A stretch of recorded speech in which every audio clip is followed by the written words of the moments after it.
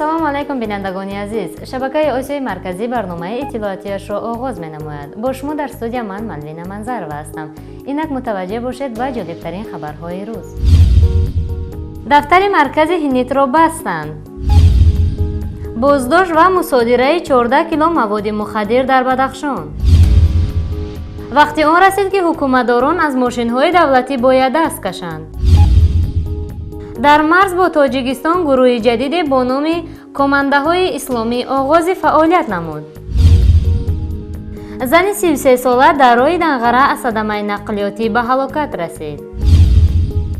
дастаи паҳанги Малайзия ба Тоҷикистон омад. Истиқлол ба қувваозмоӣ омодагӣ мебинад. ҳикматулло Сайфуллозода, яке аз фаъолони ҳизби Наҳзати Исломии Тоҷикистон, дирӯз дар сафҳаи фейсбукиаш хабар додааст, ки санаи 24 август дақиқтара шомгоҳон бо қарори суди иқтисодӣ дари дафтари марказии ҳизби Наҳзати Исломии Тоҷикистон баста шуд. аз суҳбат бо намояндаи суди иқтисодӣ маълум гардид, ки чунин як ҳукмро суди мазкур бо давои прокуратура ва он ҳам дар асоси баҳс миёни Кумитаи амвол ва соҳибмулк мавриди иҷро қарор додааст. ҷаноби Сайфуллозода иброз менамояд, ки вақте дарҳои даромад ба дафтари ҳизбро муҳр заданд, як пулис ва намояндаи прокуратура низ ширкат доштанд. эҳтимол намояндаҳое аз дигар ниҳодҳо низ он ҷо буданд. ин бори дуюм аст, ки чунин бастани дари коргоҳ ва чопхонаи ҳинит рух дода истодааст. ҳамчунин қайд кардан ба маврид аст, ки баргузории анҷумани интихоботи ҳисоботии ҳизби Наҳзати Исломии Тоҷикистон маҳз дар ҳамин марказ ба нақша гирифта шудааст. баҳси мазкур мувофиқи изҳороти иҷроияи судӣ дар давоми 10 рӯз бояд ҳал карда шавад. дирӯз дар таърихи 24 моҳи ҷорӣ соати расо 7 ё 19 баъд аз зуҳр буд, ки ба банда телефон заданд, ки дар қароргоҳи ҳизби Наҳзати Исломии Тоҷикистон гурӯҳи аз суди иқтисодии шаҳри Душанбе омаданд, мехоҳанд, ки қароргоҳи ҳизби Наҳзати Исломии Тоҷикистонро муҳр зада дарҳояшро банд андозанд. банда ба муҷарради шунавидани хабар дар ҳузури онҳо омадам ва бо онҳо суҳбате доштам ва билахара қарореро пешниҳод карданд, ки дар асоси ӯ қарор бояд ки дарҳои ҳизби Наҳзати Исломии Тоҷикистон муҳр зада мешуданд, ки ин корро ҳам кардан ва анҷом доданд.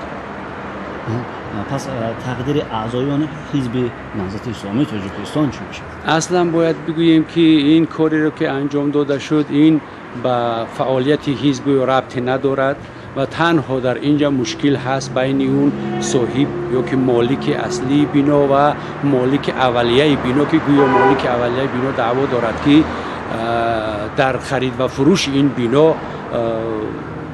иштибоҳ ҷой дорад ва дар инҷа гӯё ки ғалат кор шудагӣ аст. бинобар ҳамин даъвои судӣ роҳ андозӣ шудагӣ аст ва то анҷоми ин даъвои судӣ вайҳо амр гирифтагӣ ҳастанд, ки бояд қароргоҳ баста шавад ва аз истифода берун, яъне истифода бурда нашавад. фаъолияти ҳизби мо ҳоло ҷорӣ аст ва иншоалло ки мо фаъолият хоҳем кард ва умедвор ҳастем, ки анҷумани мо дар таърихи муайян шуда дар шаҳри Душанбе баргузор хоҳад шуд ва мо аз ҳукумати шаҳр, аз дастгоҳи раисат ҷумҳурӣ талаби якҷой кардагӣ ҳастем. бахусус баъди манъ кардани қароргоҳ дигар мо аллакай ҳаққи ба даст овардани як зал дар шаҳри Душанбе баромон болотар рафтагӣ аст ва умедвор ҳастем, ки ҳукумати шаҳри Душанбе ва дастгоҳи раисат ҷумҳурӣ дар ин мушкила моро кӯмак хоҳанд. кормандони агентии назорати маводи нашаовар дар вилояти Бадахшон беш аз 14 кило маводи мухаддирро мусодира карданд. бино ба иттилои дафтари матбуоти агентӣ, ин миқдор маводи мухаддирро дар натиҷаи 2 амалиёт аз қочоқчиён мусодира карданд. амалиёти аввала дар рӯстаи Андароби ноҳияи Ишкошим доир шудааст ва як сокини 39 солаи ин деҳа бо барахлоте дастгир шудааст, ки дар дохилаш 4 бастаи маводи хокистаранг доштааст. тибқи ташхиси омӯзишгоҳи маводи мусодиршуда ҳашиш буда, вазни он 2 кило будааст. дар амалиёти дуюм якҷо бо марзбонони сараёсати қушунҳои сарҳадӣ баргузор шудааст. як сокини 40 солаи вилоят бо 12 кило маводи ҳашиш боздошт гардидааст. манба мегӯяд, аз рӯи ин ду ҳодиса тибқи моддаи 200 қисми 3 кодекси ҷиноии Тоҷикистон парвандаи ҷиноятӣ оғоз шуда, боздоштшудагон дар тавқифгоҳҳои муваққатии раёсати агентӣ дар шаҳри Хорух нигаҳдорӣ мешаванд. айни замон барои шиносоӣ ва боздошти ҳамдастони қочоқчиҳо тадбирҳо андешида мешаванд. бино ба маълумоти вазорати молияи ҷумҳурӣ, ҳукумат бо вазорату идораҳо, ташкилоту корхонаҳои давлатӣ ва мақомоти маҳаллии иҷроияи ҳокимияти давлатӣ дастур додааст, ки танзиму назорати хароҷоти воситаҳои бюҷети давлатиро таҳти таваҷҷӯҳи ҷиддӣ қарор диҳанд. Дар протоколи ҷаласаи ҳукумат супориш дода мешавад, ки барои таъмини хароҷоти мақсадноки воситаҳои бюҷети давлатӣ ва пешгирии хароҷоти дуюмдараҷа тадриҷан тадбирҳо андешида шавад.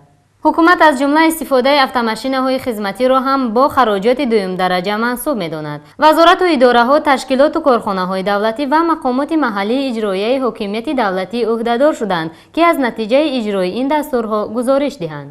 тибқи маълумоти вазорати молияи ҷумҳурӣ, Тоҷикистон толи 7 моҳи соли равон ҳаҷми умумии бюҷети давлатии кишвар 8 миллиарду 185 миллион сомонӣ ё худ 96.5% аз нақшаи пешбинишударо ташкил дод.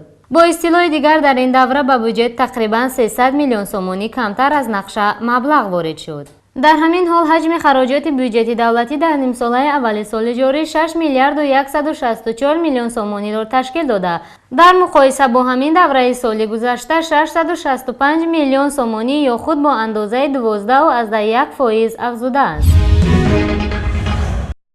расонаҳои Афғонистон аз пайдо шудани гурӯҳи ҷадиде бо номи Командоҳои исломӣ хабар доданд. Муҳаммадалӣ Аҳмадӣ, муовини аввали волии вилояти Ғазнӣ, ба расонаҳо гуфтааст: чанд рӯз шуда, ки гурӯҳе дар ин вилоят оғоз ба фаъолият кардаву шуморае аз онҳо ба вилояти шимолӣ монанди Бадахшону Кундуз ва Фориёб рафтаанд ва бо нерӯҳои амниятӣ дар набарданд. ба гуфтаи Муҳаммадалӣ, ин гурӯҳ дар вилоятҳои ҷануби Зобул, Қандаҳор ва Урузгон низ ба тозагӣ фаъолияташонро оғоз карданд. масъулин дар вилояти Зобул низ таъкид карданд, ки гурӯҳи Командоҳои исломӣ аз як ҳафта ба ин тараф дар ин вилоят оғоз ба фаъолият кардааст. Атоҷон Ҳақбаён, раиси шӯрои вилояти Зобул, гуфтааст, ки 5 рӯз пеш иттилоъ ба даст оварданд, ки гурӯҳи Командоҳои исломӣ эъломи мавҷудият карда гуфтаанд ба гурӯҳи давлати исломӣ иртибот доранд ва саргарми сарбозгирӣ ҳастанд. бинандагони азиз, ҳоло ба таваҷҷӯҳи шумо бархе аз дигар хабарҳои ҷолиби минтақаро ба таври кӯтоҳ пешкаш менамоем. Фриден Ҳауз рушди демократиро дар 29 кишвари собиқ социалистии Аврупо ва мамолики тозаистиқлоли Осиёи Марказӣ мавриди пажӯҳиш қарор дода, Тоҷикистонро дар радифи 6 давлати дигари Иттиҳоди давлатҳои мустақил, ки низомҳои авторитарӣ доранд, ҷой додааст. Гурбангулӣ Бердимуҳамедов, раиси ҷумҳурии Туркманистон, вазири барқи ин кишварро аз симаташ барканор кардааст. ба иттилои расонаҳои туркменӣ, Бердимуҳамедов зимни маҷлиси шӯрои вазирон Сариев, вазири энергетикаро бо далели мудирият баъд ва қатъ шудани барқ аз мақомаш сабукдӯш кардааст. шумо бештар аз 1 сол дар ин симат кор мекунед. дар ин муддат 3 маротиба огоҳӣ гирифтед, вале кайфияти кори шумо баланд нашуда ва нақшаҳои сармоягузорӣ ҳам амалӣ нашудаанд, гуфтааст Бердимуҳамедов.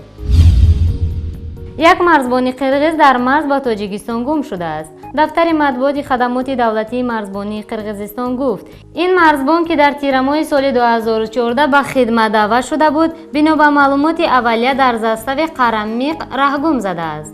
Қарамиқ бо ноҳияи Ҷиргатол дар водии Рашти Тоҷикистон ҳам марз аст. Тоҷикистону Қирғизистон дар умум беш аз 900 километр марзи мустақим доранд. дар шаҳри Екатеринбург, як ронандаи мусофиркашон, ки зодаи Тоҷикистон аст, дар дохили автомашинаш як халтача пулро бо маблағи 850 000 рубли русӣ дарёфт менамояд. баъдан мефаҳмад, ки он маблағ бо 2 зану шавҳари нафақахӯр тааллуқ доштааст. ронандаи 47-сола Равшан ном дорад ва аз мусоҳиба бо хабарнигорон дасткашӣ кардааст ва ҳатто хоҳишам намуд, ки ному насабашро дар расонаҳо нагӯянд.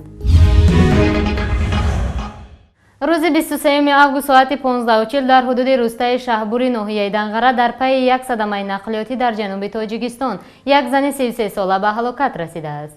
вазорати умури дохилии Тоҷикистон хабар дод, ки ин садама аз сабабе, ки ронандаи автомашини танғаи Opel Astra марди 33 сола сокини ноҳияи Темурмалик ҳангоми ҳаракат аз самти шаҳри Кӯлоб ба самти ноҳияи Данғара аз ӯдаи идораи воситаи нақлиёт набаромада дар тарафи чапиро чапа шудааст. аз Федератсияи футболи Тоҷикистон хабар доданд, ки барои нахустбозии давраи чорияки ҷоми AFC 2015 дастаи паҳанги Малайзия вориди Душанбе шудааст. бозии давраи чорияки ҷоми AFC 2015 миёни тими Истиқлол ва Паҳанг рӯзи 26 август дар варзишгоҳи марказии шаҳри Душанбе баргузор хоҳад шуд. дар ин бозӣ доварони сатҳи байнулмилалӣ аз Урдун сардовар Аҳдам Муҳаммад, Тумах Муҳаддам Меҳдӣ ва ҳамватанаш Аҳмад Мануэси, Файсал Муҳаммад, Аввал Швейр, инчунин довари эҳтиётӣ Ақуб Иброҳим доварӣ мекунанд. тамошобинони азиз, ин буд чанд хабари муҳим аз минтақа. бароятон хабарҳои нек ва оромиши зиндагиро таманно дорем. бо барномаҳои шабакаи моҳворагии Осиёи Марказӣ бимонед. худоҳофиз.